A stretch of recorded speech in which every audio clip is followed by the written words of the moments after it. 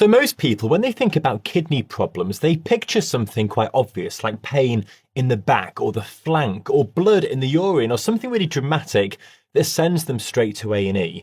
And yes, obviously those things happen, but the reason kidney disease is so dangerous and the reason it's so common and so frequently missed is that for most of its course, it produces almost no symptoms at all, or it produces symptoms really subtle and so easy to dismiss that people just, well, literally dismiss them. They don't think about them. They ignore them for years and years. Now, your kidneys are two really, really important organs. They do a massive amount of work, literally 24/7, that, we never really think about. They just sort of work silently in the background.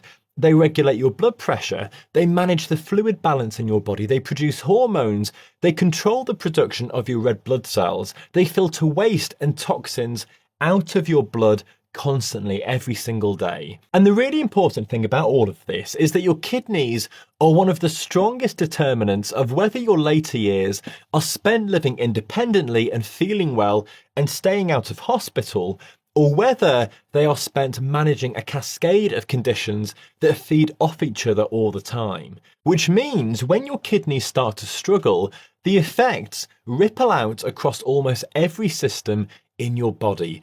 And the early signs can be really subtle, like tiredness or just a bit breathless, or waking up in the night to pee, or swollen ankles at the very end of the day. Things that are very easy to dismiss or just put down to aging or stress or being a bit run down. So in this video, what I want to do is go through 9 signs that your kidneys may be in trouble, including some that most doctors don't really talk about in this sort of context. And if you stay until the end, I'm going to give you another 9 points to think about, 9 evidence-based habits, links not just to healthier kidneys, but to living longer and aging better as well. And I'll put the links to the research papers that I talk about in this video in the description below. Okay, so the first sign on this list is all about your blood pressure. This is high blood pressure that just won't improve. So this one isn't what most people would think of as a kidney symptom. And that is exactly why this one matters. So your kidneys and your blood pressure are locked in a relationship that goes both ways. Healthy kidneys help to regulate your blood pressure by controlling how much fluid stays in your body and producing hormones that manage how tight or relaxed your blood vessels are. When the kidneys start to struggle, your blood pressure starts creeping up. And here's the part that makes it really, really dangerous. High blood pressure then damages the kidneys even more. So the two things feed each other in a really vicious cycle that, if it goes unrecognized, will quietly cause a lot of harm over a long period of time. And the pattern I see clinically is this. So blood pressure numbers that have been gradually rising year on year, but nobody really does anything about it. So somebody who needed 1 medication a couple of years ago and now needs 2, or needed 2 medication and now needs 3, and the doses just keep going up and up and up as well. But actually, in a lot of people, it is the kidney function declining over time that is causing the blood pressure to go up. Both of them feed each other and go hand in hand. Now, in terms of your blood pressure, the number to aim for, according to the current evidence anyway, is below 120/80. Not 140/90, not 130/85. Really, unless you are really, really old and frail, the lower the better. There is loads of evidence pointing to the fact that lower is better. The SPRINT trial suggests that getting closer to 120 systolic rather than 130 or 140, which is what a lot of doctors actually are fine with, significantly reduces your risk of both cardiovascular disease and kidney function decline as well. If your blood pressure has been really difficult to control for years, or it just keeps creeping up over time, or you keep needing more medication, or it hasn't really responded the way that your doctor would have expected, then ask your doctor to look at your kidneys. Now, the second sign is one that I think most people will be surprised to hear sort of framed in this way, and it's all about your belly fat, specifically fat carried around the middle, around the waist, around your organs, what we call visceral fat. Now, we've got to be really careful here, because this isn't about weight necessarily in the general sense. This is specifically about visceral fat, the dangerous fat around your organs. What we know about visceral fat is that it drives insulin resistance, which drives inflammation throughout your body, which drives high blood pressure, which then causes kidney function decline. And the pathway here is really, really well established in the research. And it means that somebody can be what we call a normal weight, like slim arms, slim legs, relatively normal BMI, but still be carrying enough visceral fat around their middle to be putting their kidneys under significant strain. The number I always come back to here is your waist circumference. Half your height in centimeters is roughly where you want to be. So if you're 5'10", around 178 centimeters, ideally your waist should be around 89 centimeters, so half your height. And look, this isn't a perfect science, it's quite a crude measurement, but it is much better for your metabolic risk than BMI or these other measurements that people can do. And if your waist has been slowly increasing in size over the last few years, even if the scales have stayed the same, then that is really worth paying attention to. Now, the third sign is one of the more classic ones. It's foamy urine, literally lots of bubbles in the toilet when you pass urine. And the reason this happens is really important. So your kidneys filter your blood through essentially millions and millions of microscopic sieves, like filters. And when those sieves are working properly, protein, and that's the important part, protein stays in the blood where it belongs. When those structures are damaged, protein starts leaking through into the urine. And protein in the urine creates foam, it creates bubbles. Not the kind of sort of brief bubbles that you might occasionally see if you pee really fast, but persistent, almost like fairy liquid dish soap style foam that sits there and doesn't disappear quickly. And this happens most of the time rather than just occasionally, it's persistent. And the reason this matters is that protein in the urine is often one of the earliest detectable signs of damage to your kidneys. And it's also one of the things that a simple urine test at your GP surgery can pick up. Now, it's not a diagnosis on its own. There are other causes of foamy urine, and not everybody with protein in their urine has kidney disease. But if it's persistent, if it's happening regularly, then it's really, really worth getting checked out rather than just ignoring it. Okay, the next sign is getting breathless more easily than you used to. And this is the one that most people seem to ignore. Let me just say, first of all, that being out of breath, there are lots and lots of different causes for this. If this is sudden, if it came on suddenly, if you have pain in the chest or in the back with it, or any pain anywhere, to be honest, or if you feel unwell, then stop watching this video and go straight to A&E. I'm not taking any chances here. Anyway, if this has been very gradual over a long period of time and you've not felt unwell, then it could be a problem with your kidneys. Okay, so feeling more short of breath than you used to, like say a couple of years ago, things like climbing the stairs feeling a bit harder, or your stamina sort of deteriorating over time, or needing to rest after things that wouldn't have stopped you before. Most people obviously put this down to just getting older, or being a bit more unfit, or having a really busy period where they haven't exercised much at all. And sometimes that is all it is. Sometimes it's nothing serious. But declining fitness and increasing breathlessness can also be a downstream effect of kidney dysfunction, and here's why. So when your kidneys aren't working properly, they produce less of a hormone called erythropoietin, which is sort of like the signal that your body uses to make new red blood cells. Fewer red blood cells means less oxygen being carried around your body, which means the heart and the lungs have to work harder to compensate. And that shows up as breathlessness and fatigue and reduced stamina as well. And on top of that, kidney problems are also closely linked to fluid retention as well, to cardiovascular strain, to poor metabolic health, all of which reduce your functional fitness. So declining physical capacity, particularly if it's progressed over months or years, and particularly if it's happening alongside any of the other signs in this video, it's worth raising with your doctor rather than just accepting this as inevitable or as part of getting older. The fifth sign is something that, again, a lot of people actually experience, but then just quietly normalize in their head. And this is waking up at night to pee. Now, waking up once occasionally is fine. It's probably not a sign of something serious, but waking up every single night, maybe twice or 3 times to go to the toilet, this could be a sign of a problem with your kidneys. So healthy kidneys in a healthy person are actually able to concentrate urine overnight.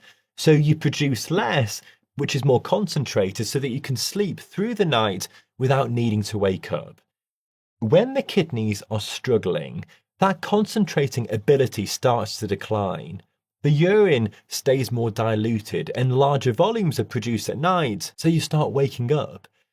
Now, there are other causes to this, obviously things like an enlarged prostate in men, or bladder issues, or drinking a lot of water late in the evening, which I used to do, or certain medications, and importantly, blood sugar problems as well, because high blood sugar causes increased urine production as well.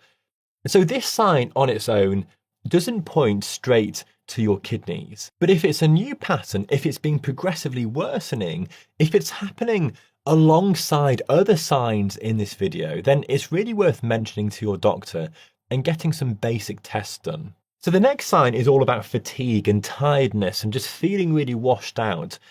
And tiredness is one of the most common things that people come to the hospital with or go to their GP with. It's so common, it's so easy to put down to other things that it often takes a really long time to be taken seriously. But persistent fatigue, the kind that doesn't really improve with a good night's sleep, that makes concentrating difficult, that leaves you feeling really drained by tasks that used to be really easy, could be a sign that something is wrong with your kidneys. And the mechanisms are really similar to what I described with breathlessness. So things like reduced red blood cell production, meaning less oxygen delivery to your tissues, waste products that the kidneys are no longer able to clear efficiently, which start accumulating in the body. Poor sleep quality as well, which kidney disease frequently causes. And often these things are all happening together at a really low level, which is why the fatigue feels really non-specific and hard to pin down. Brain fog, low motivation, feeling like you're operating at about 70%, those are things that tend to get explained away as stress or poor sleep or just aging in general. And again, often they are, but if they're persistent and unexplained, then a basic blood test looking at your kidney function is a really reasonable thing to ask for. Okay, so warning sign number 7 is a bit more of an interesting one. It's loss of appetite or a metallic taste in your mouth. This one obviously is a bit less well known, and for that reason, we need to include it on this list because it's so easy to miss. So when your kidneys aren't clearing waste products properly, things like urea, UREA, those waste products start to build up in your blood. And one of the effects of that is a change in how food actually tastes. So people describe it as a metallic taste, a strange background flavour that doesn't really go away. Your food just sort of tasting a bit funny.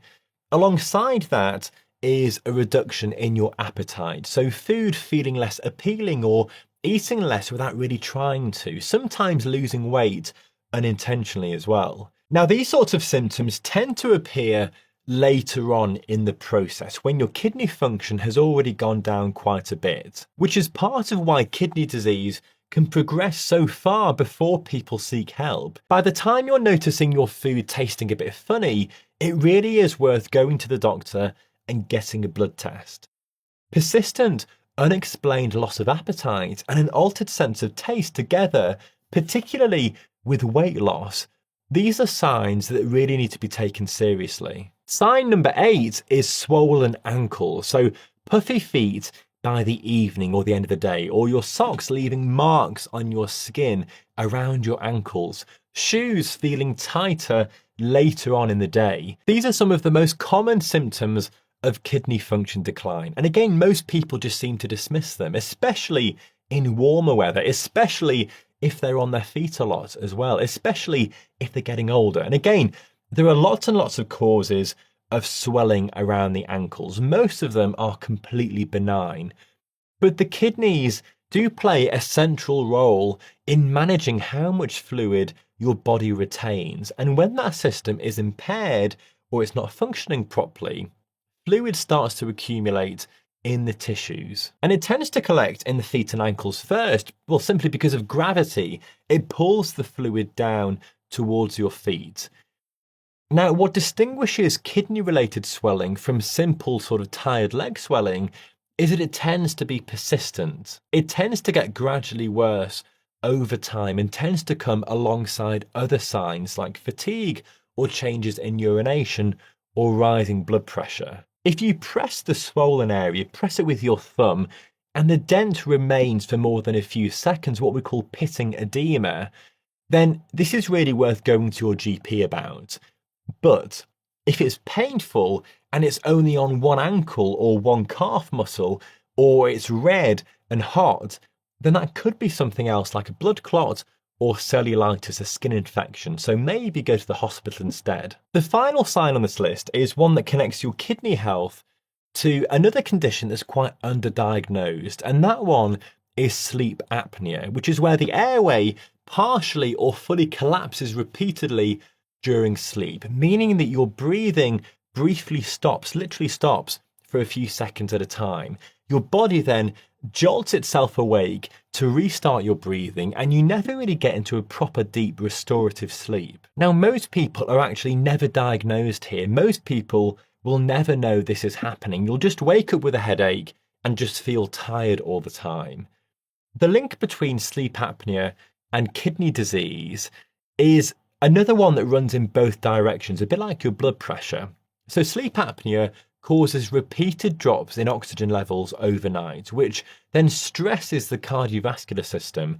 It raises your blood pressure, and then over time, it damages the small blood vessels in your kidneys. And kidney disease, in turn, can then worsen your sleep apnea through fluid shifts and then also hormonal changes as well. The signs of sleep apnea are snoring that people have told you is pretty loud, waking up feeling unrefreshed despite what you think is a full night's sleep in bed, morning headaches again, falling asleep easily during the day, needing to urinate during the night, many of which cross over with the other signs on this list. Now, if it sounds familiar, particularly if you carry weight around the middle and around your neck, if you have raised blood pressure, then again, as with all of these, it's worth raising with your GP and potentially having a sleep study done at home. It really is one of the most treatable conditions on this list, but unfortunately, it's one of the most ignored as well. So there we go then, those are the 9 signs that your kidneys could be struggling. And as I said at the start,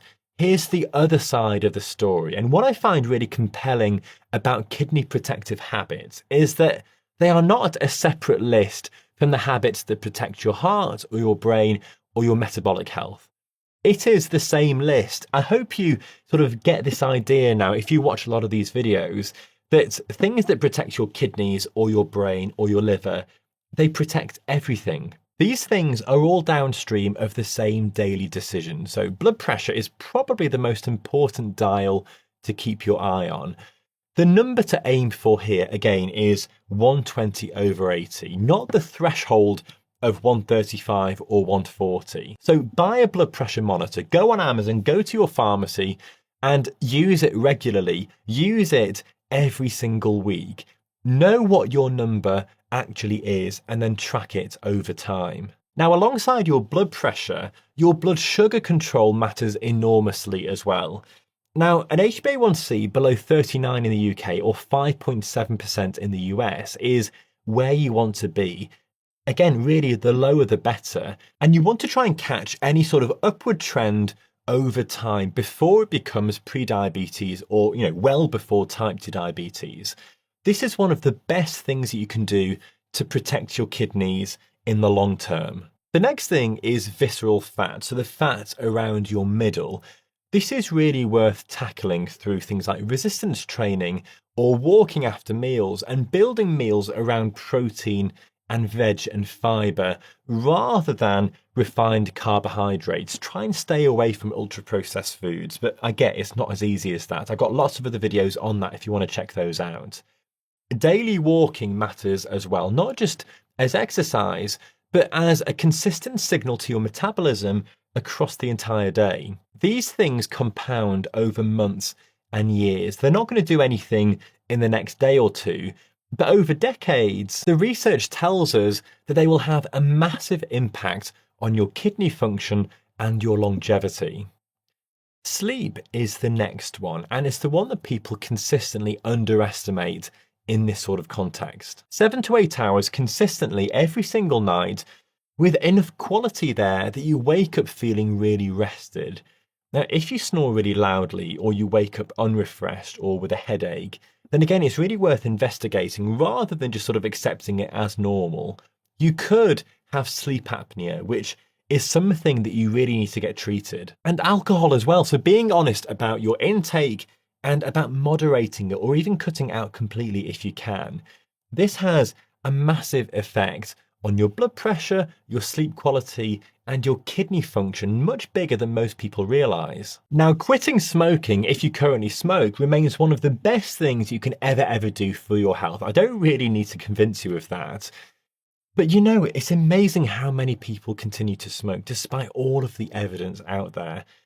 It's amazing how many doctors smoke as well, but that's a different story. And this applies as much to your kidney health as it does to your lung health, your brain health, your heart health. If you smoke, then please go to your doctor. There are so many things that we can offer you to help you quit. And the final thing to mention here is just to be really honest about how much ultra-processed food you're eating every single day. The evidence, and there is tons of it now, the evidence linking high ultra-processed food consumption to kidney decline and also metabolic disease and cardiovascular health is absolutely massive, and it is growing every single year. This is probably the biggest change that I reckon most of you could make. Now, none of these are complicated. None of them are expensive. None of them are a supplement. The difficulty, though, is actually doing them consistently over years and years and years. But that is also where the benefit comes from as well. And for your kidney specifically, that consistency is what determines whether your later decades are spent functioning well or managing the consequences of a system that was quietly struggling for a long time. Kidney disease is called the silent condition for a reason. It doesn't announce itself. It doesn't cause any pain in its early stages. It progresses incredibly quietly behind the scenes while your life just continues normally until it can't be ignored anymore, until you develop these end-stage symptoms.